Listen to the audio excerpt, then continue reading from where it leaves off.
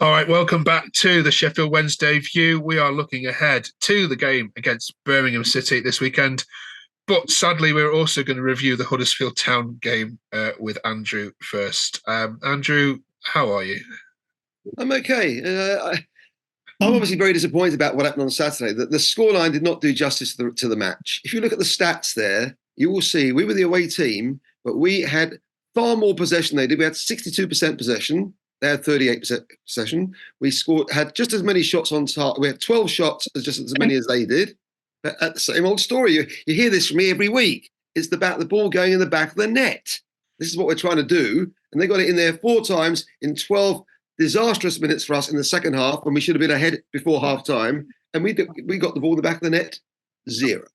And this is the difference. To be fair, the Huddersfield fans earlier said exactly the same, that actually you deserve to be 1-0 up at half-time and actually we're probably the better team. And then, but what is it when a goal goes in? That's the first time actually, I mean, we've talked about Wednesday before, obviously you're losing games, but you don't lose games heavily. The same story happened at Hillsborough against Millwall. Remember Millwall? We lost 4-0 there. And again, that game could easily have been a win for us or a draw. It's just, at the end of the day, it's getting the ball in the back of the net. What we need to do is get hold of people like Derek Dooley and John Fantham's ghosts and get their ghosts who scored so many goals for us, hatful of goals back in the 50s, 60s, onto that forward line. We just cannot seem to score. Though, of course, Windass wasn't playing, so he was out. We missed him badly. We also missed Johnson. We also missed Iorfa at the back. Some schoolboy errors which were made, which never have happened. And I still think, obviously, Cameron Dawson needs to come back in goal. We need him back in goal. I think he'd have kept a couple of those goals we conceded out. He'd have saved them. Okay.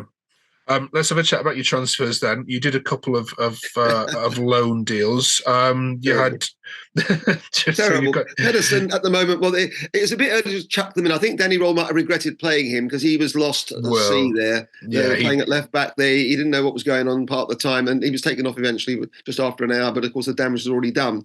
But no, Pedersen obviously he's going to have to need more time. And then the other guy came on the second half. Padega. Well, the jury's out. I'm not over impressed. Ukbo, still waiting to see a goal go in the back of the net at some stage. Let's hope it's sometime before Easter. But it's crazy. You got James Beadle from Brighton as well. Was there any surprises in the outs as well? George Byers going to Blackpool on loan and Atkinson going to Charlton. He was a consistent player for us. He was consistent, but he's moved on. We're now going to carry on life with that. And we're still relying heavily on Barry Bannon in midfield to still deliver the goods. He's still trying his best, but what can he do? He's trying to lift the morale there, get the players going. But if you don't score these goals, we're not going to be doing anything. This is the problem. We've got to score. We've got 2 matches this week. Of course, we've got a very crucial FA Cup replay tomorrow against Coventry. That's, for me, just as crucial as the game on Friday night. I want to get into there, beat Maidstone. I want to be in the last 8 of the FA Cup. Yes, I'm greedy. But we're due a win. We can't keep losing forever. So sorry, Brum. Friday night is our night. All right. Speaking of the Blues, let's bring in then our resident Blues expert, Adam. Good evening, Adam. Good evening. When Wednesday rocked up to St Andrews, it was a nervy 2-1 win for the Blues. Do you see this same sort of scoreline this Friday night? I think it'll be I think Blues will win, especially if they put that Pedersen at left back. I mean, no one knows him better than us. We had him for 4 years, and he was diabolical. I mean, I don't know how he stayed there for 4 years. Honest to God, we spent some money on him, if I remember right. I think I'm sure we paid about $2.5 million for him, and he was good the first season, and then he just got found out. He was awful. We leaked goals continuously for season after season, and mostly down to him. Good in the air, but other than that, his man marking and his positioning's atrocious. So I do think we'll overload Pedersen on Friday night if he's in that starting 11. You won't play him, that's for sure. I'll make sure Danny Roll gets to see this video. Don't play him, Danny. I imagine Mowbray's eyeing Dembele up against him. Andrew, joking aside, though, obviously you came out of the ground at the weekend realising that obviously QPR had won as well, and this means that not only are Adam's team... The gap was close to getting like that, and even us going over them, and now suddenly it's gone back like that again. Yeah. We've got to believe, though. We've got to believe. This is another 6 points, and Birmingham have been sucked down there a bit lower down as well. I don't rule Stoke out of the equation either yet. They're still there. There's 16 matches to go, so we're talking 48 points. Okay, we're not going to get 16 wins. I'm not dumb, but we've got to try and get as many wins as we can. I don't care. Ugly wins, 1-0, get the ball going off a dog, off a granny running on the pitch by mistake and hitting her and going in the back of the net. Just as long as we get a ball in the back of the net, we win games. Okay. I mean, Andrew, what are you seeing that other fans aren't? Because I mean, I love your positivity, I love your energy, but the most Wednesday fans that come on this channel are just. I'm remembering the recent wins. I remember we have done. We beat Cardiff 4-0, we beat Hull 3-1, we beat Cuba. We have had some decent wins recently. I'm not sort of living on cloud cuckoo land, sort of trying to clutch at straws and where nothing's happened for sort of 6 months, because things have improved since Daniel came. There's no doubt about it. It's a lot better than it was in the days of Cisco. That is for certain. So we've still got to just keep believing.